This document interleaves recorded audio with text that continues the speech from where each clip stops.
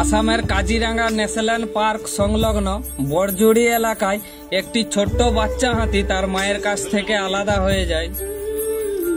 তারপর সেই ছোট্ট বাচ্চা হাতিটি গভীর জঙ্গল থেকে রাস্তা পেরিয়ে বড়জুড়ি গ্রামের কাছে চলে আসে। খুঁজে বেড়াচ্ছে তার মাকে। একা ক্লান্ত ভীত হস্তি শাবক যেন বোঝাতে চাইছে তার বেদনার কথা। পথচারী ও গ্রামবাসী লক্ষ্য করেন সে একটা বাড়ির উঠানে এসে দাঁড়িয়ে গুঙ্গিয়ে গুঙ্গিয়ে কিছু একটা বোঝাতে চাইছে। বারবার সুর তুলে কান্নার মতো শব্দ করছে। মানুষ দেখে ভয় পায়নি, বরং সাহায্য চাইছে। আশ্চর্যজনকভাবে মানুষ দেখে সে পালায়নি, বরং কাছে এসে সে যেন কান্নার ভঙ্গিতে সহানুভূতি চাইছে।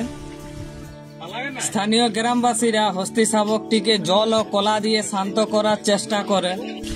এরপর বন দপ্তরকে খবর দেয়।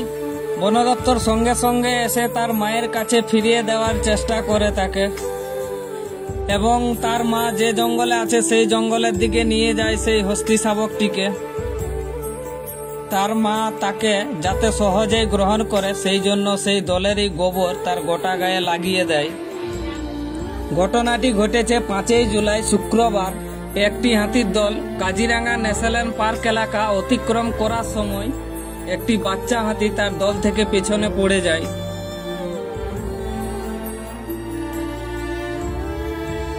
বেশ কিছু সময় পর তার মা জঙ্গল থেকে বেরিয়ে এসে তার বাচ্চাটিকে গ্রহণ করে নেয় এবং মা ও সন্তান উভয়ে পুনরায় আবার জঙ্গলের দিকে ফিরে যায়।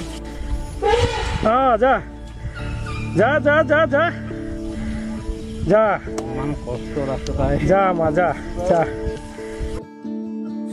এই ঘটনা আমাদের মনে করিয়ে দেয় প্রকৃতি ও প্রাণীর প্রতি আমাদের দায়িত্ব কতটা গুরুত্বপূর্ণ। একটি হাতির বাচ্চা পর্যন্ত মানুষের কাছে এসে ভরসা করে।